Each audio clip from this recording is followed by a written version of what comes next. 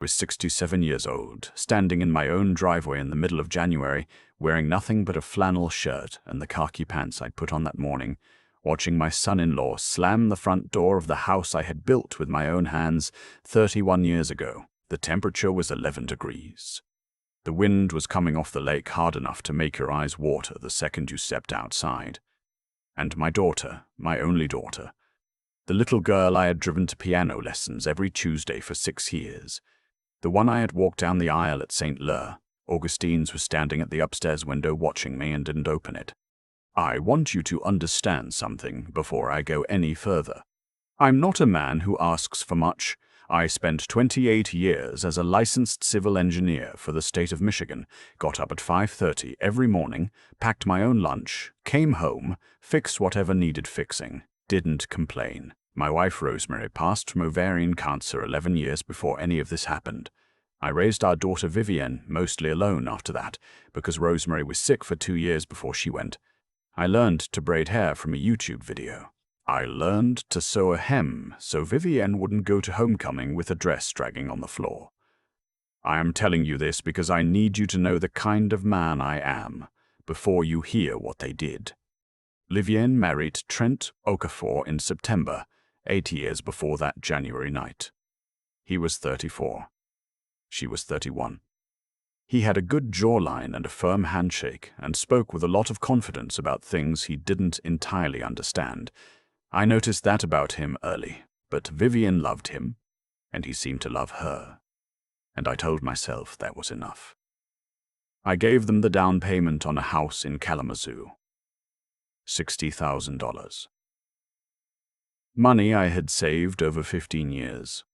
Sitting in a CD that Rosemary and I had planned to use for a long trip we never got to take. I gave it without conditions. I didn't ask for paperwork. I didn't ask for anything. For the first 3 or 4 years, things were fine. We had Thanksgiving together. I drove down for Vivienne's birthday every year. Trent and I watched football sometimes. It wasn't a close relationship, but it was a civil one. Vivienne seemed happy. She had a good job as a hospital administrator, and Trent was doing something in commercial real estate, though he changed his exact title often enough that I stopped tracking it. Then my wife's mother passed, Rosemary's mother, Vivienne's grandmother, and left me the house. The old property on Mackinac Lake.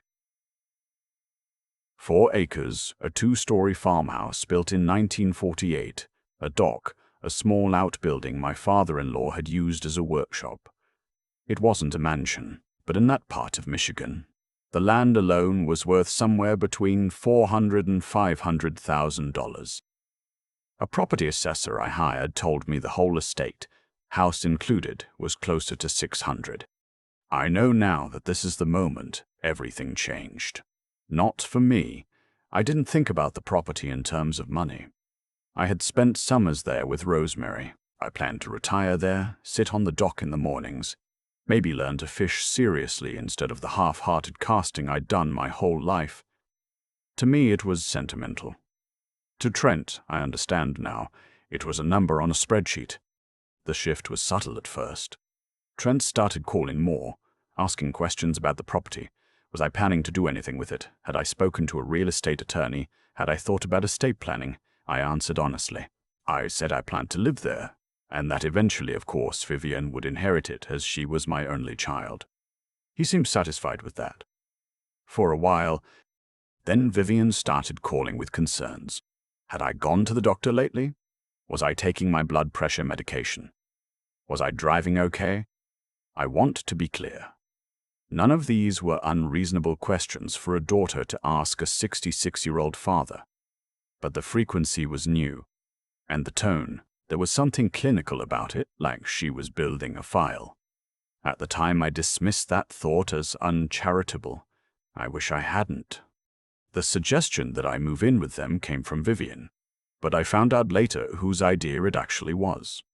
She called on a Sunday in October and said she'd been thinking, why was I rattling around that big house in Traverse City by myself? The Mackinac property wasn't winterized. I could come stay with them for a few months, enjoy having family around, let them help take care of me. I said I was 66, not 96. She laughed. But she was persistent. Over the next several weeks, she called with new reasons each time. The roads were getting bad. I'd had that back issue in the spring. Wouldn't it be nice to see the grandchildren? By then they had two, Lily, who was 4, and a boy named Coop, who had just turned 2. I loved those kids. That was the argument that worked. I told myself it would be temporary. I packed enough for 3 months and drove down in November. I should have noticed things sooner. In retrospect, the signs were everywhere. Trent had added himself to my cell phone account to help manage it a month before I arrived. He had also somehow gotten access to my email. I didn't figure that out until much later. At the time, I just knew that occasionally I would go to reply to something and find it already marked as read, or find a reply in my sent folder I didn't remember writing. I assumed I was more tired than I realized.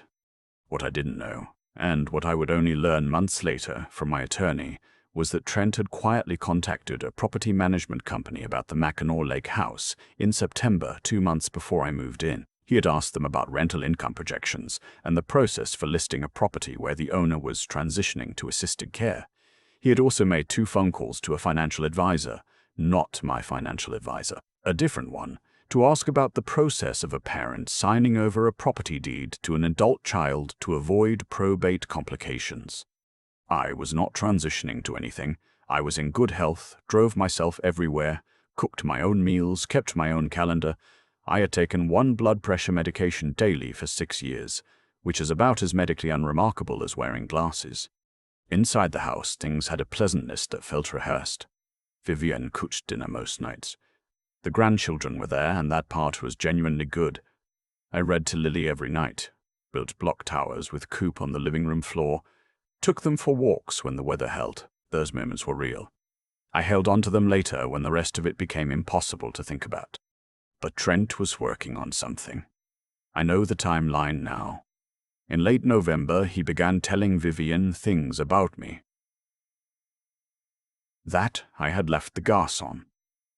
That I had gotten confused about what day it was.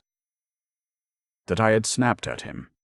Some of these things had a sliver of truth stretched over a large lie. I did leave a burner on low once. I was heating soup and got distracted by Coop, who was trying to climb the bookcase. Trent apparently framed this to Vivienne as a dangerous pattern. The day confusion. I had asked once what time Vivienne would be home, and Trent had told her I had seemed to think it was a different week. I had a lot on my mind. I was not confused. I only know all of this because Vivienne told me later. She told me everything eventually when she was ready to, but that comes later. By December, Vivienne's demeanor toward me had changed in a way I felt but couldn't quite name. She was still warm on the surface, but there was a watchfulness to her, like she was waiting for me to do something concerning. I started to feel like a subject rather than a father. I told myself I was being paranoid. I was 67, living in my daughter's house in the winter, missing my own place, probably projecting. I kept my mouth shut and helped with the kids and tried to be easy to have around. The conversation happened on a Thursday evening in the first week of January. I was in the kitchen finishing the dishes when Trent came in and sat down at the table. He asked me to sit. He had a tone I recognized from bad meetings in my engineering career, the tone of someone who has already made a decision and is now performing a conversation. He said they were worried about me, said I had not been myself, said Vivienne had noticed changes that were hard to watch. He used the phrase cognitive decline twice. He said they thought it would be better for everyone if I considered signing over the Mackinac property now, while I was still in a position to do so clearly, rather than waiting until things got worse. He slid a piece of paper across the table. I recognized it as some kind of transfer form. I didn't pick it up. I said, "I'm not signing anything." He said he understood that this was hard to hear. He said it wasn't about the property. It was about my well-being. I said if it wasn't about the property, then the property wouldn't be part of the conversation. He looked at me for a long moment. And then something changed in his face. The performance dropped. He said, quietly, that this would go better if I cooperated.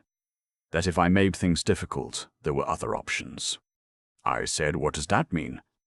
He didn't answer. He took the paper back and said we'd talk more later. He went upstairs. Vivian never came into the kitchen that night. I lay awake until 2 in the morning listening to the house and thinking. 3 days later. It was a Sunday. The temperature had been dropping since Friday.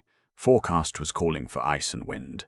Trent told me that they had found a memory care consultant they wanted me to meet. That it was just a conversation. I said I did not need a memory care consultant. He said Vivian thought I did. I asked to speak to Vivian directly. He said she was upset and didn't want to talk right now. I said that was fine, I'd wait. He said there wasn't time, the consultant was coming Monday, and he needed me to agree. I said no. That evening, after dinner, Vivian came downstairs and sat across from me in the living room. I could see she had been crying. She told me, and I could hear how scripted it was, how it didn't sound like her, that she was scared for me, that she didn't know how to help me, that Trent had shown her things, incidents that she couldn't ignore. I asked her to tell me what incidents. She looked uncomfortable. She said she didn't want to go through all of it. I said I needed her to because I didn't know what she was referring to. She said Trent kept a log. A log. I told her calmly that I had not had any incidents, that I was not in cognitive decline, that I believed Trent wanted that property and that this was his method of getting it, and that I needed her to hear me. She looked at her hands. She said she didn't know what to believe. I said, Vivian, I'm your father. She didn't say anything. That night I made a decision. I was going to call my attorney, a man named Sullivan who had handled my estate paperwork for 15 years. First thing Monday morning. I was going to ask him to send a letter. I wrote myself a note and put it in my shirt pocket so I wouldn't forget in the morning. I never made that call. Because Sunday night I woke up at 2 a.m. to Trent standing in the doorway of the guest room telling me I needed to leave. He said they had talked it over and I was not welcome to stay anymore. I asked to speak to Vivienne. He said she was asleep and she agreed with this decision. I asked him to wake her up. He said no. I asked him what I was supposed to do in the middle of the night in January. He said that wasn't his problem. I got dressed. I put on my coat, a heavy canvas Carhartt I'd had for 10 years, and my boots. I picked up my phone and my wallet. I left everything else because I thought surely Vivian would come downstairs. Surely this would stop before it actually happened. I stood in the front hallway for a moment and looked up toward the top of the stairs. The hallway light was on. No one came. I walked out the front door and heard it lock behind me. The temperature was 11 degrees. My car was in their driveway. I got in and tried to start it. It had been sitting in the cold and it turned over twice and died. I tried again. Nothing. I had maybe 30% battery on my phone. I sat in the car and tried to think. The windshield was already frosting over. I called my neighbor back in Traverse City, a man named Greer I had known for 20 years, because he was the first person I thought of who would actually pick up at 2 in the morning.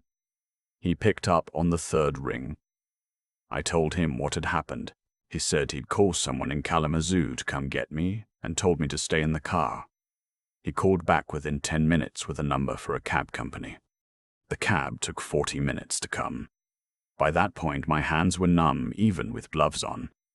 The driver, a young guy who didn't ask questions, took me to a 24-hour Denny's near the highway.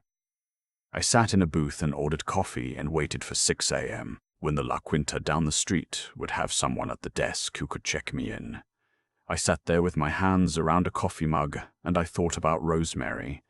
I thought about the fact that she would never have let this happen, not because she was fierce, she was, actually, but because she would have seen Trent clearly from the beginning, and she would have said something I chose not to say. That thought broke something open in me that I spent a long time in that Denny's booth putting back together. I checked into the hotel. I slept for 3 hours. At 9 a.m., I called Sullivan. He listened without interrupting. When I finished, he said, "Don't go back there. Don't sign anything. Don't respond to any communication from them without talking to me first." He said he was going to make some calls. What I didn't know, what Sullivan told me 2 days later, was that Trent had already filed paperwork initiating a guardianship petition. In Michigan, an interested party can petition the probate court to appoint a guardian for an adult they believe is incapacitated. If successful, That guardian gained significant authority over the individual's decisions, including financial ones. Trent had filed 3 days before he threw me out of the house. He had listed himself and Vivian as proposed co-guardians. He had attached his incident log as supporting documentation. Sullivan was not a man who raised his voice, but when he told me this, I could hear something underneath his words that I recognized as controlled fury. He said, "He tried to establish the groundwork before removing you, so that if you showed up somewhere incoherent and hypothermic in January, it would confirm his narrative." I sat with that for a minute. I said, "He wanted me to be found in bad shape." Sullivan said, "That's what the timeline suggests."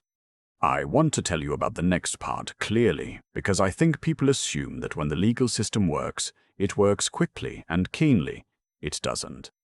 The guardianship petition meant I had to get my own attorney for the probate matter, separate from Sullivan, who handled estate law. I had to undergo a psychological evaluation, not because anyone seriously believed I was impaired, but because the court required it to formally rebut the petition. I sat in a room with a neuropsychologist for 4 hours answering questions and completing cognitive tests. When he submitted his report, he noted my scores were above average for my age group across all measured domains. That report cost me $1,900. The investigation into Trent's conduct was separate. Sullivan had flagged the unauthorized access to my email and the communications with the property management company and the outside financial advisor. A forensic accountant Sullivan brought in found that Trent had also at some point received a copy of my most recent financial statement, not through any channel I had authorized. That became the center of the fraud case. The Michigan Attorney General's office became involved because some of Trent's actions had crossed into elder financial exploitation, which is a felony under Michigan law. Vivian called me in February. I didn't answer. She called again 3 days later. I let Sullivan know. He said I could speak to her if I wanted, but to record the conversation and not discuss the legal matter. I called her back the next day. She sounded like someone who had not slept properly in weeks.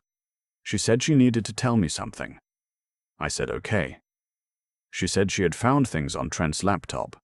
She hadn't been snooping, she had gone to print something, and the document was already open on the screen. It was the original draft of the guardianship petition, with a cover note from him to his attorney that described the property in specific terms and outlined what he planned to do with it once the guardianship was approved. The note referred to me as the asset holder, not as her father, not by name, as the asset holder. She said, "Dad, I'm so sorry. I didn't know." I believed her. I want to be clear about that. I believed her because I knew my daughter, and because the things Trent had told her about me had been specific and delivered with the kind of calm authority that would have convinced anyone. He had shown her the fake incident log. He had controlled what she saw and heard for months. None of that is an excuse. She should have come to me directly, should have pushed harder when I asked her to. And she knew that. She said it through the phone without me having to say it. She became the most important witness the state had. She gave the investigators everything. Her own testimony about what Trent had told her, the timeline of the conversations, the document she found, the text messages he had sent her framing my behavior.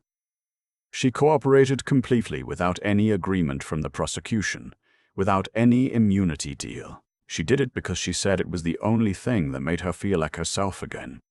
The trial took 4 days. I was not required to testify extensively.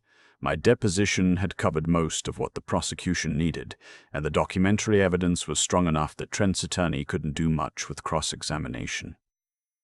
The neuropsychologist testified. Sullivan testified about the property access and the financial records. Vivian testified for 6 hours over 2 days. She never looked at Trent while she was on the stand. Trent was convicted on 3 counts: fraudulent misrepresentation, elder financial exploitation, and unlawful access to private electronic records. He was sentenced to 12 years in a Michigan State correctional facility.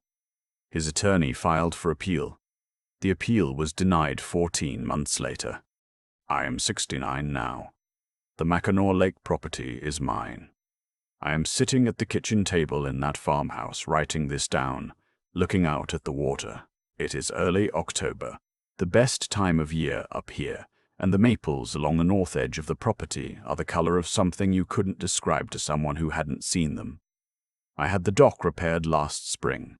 I bought a decent fishing rod. I am learning, finally, to be patient enough to use it. Vivienne comes up with the children most summers. It took us time. There is still tenderness in certain parts of that time that we are careful around, the way you are careful around a place where something once broke even after it's been repaired. But we are careful together, which means we are doing it, and that matters more than I can say. There are people who ask me if I wish I had seen it coming sooner. I understand the question. The honest answer is that I don't spend much time there. I spent 28 years engineering structures that other people's lives depended on. I know that you plan for failure modes. You build in redundancy. You don't assume goodwill where you have no evidence of it.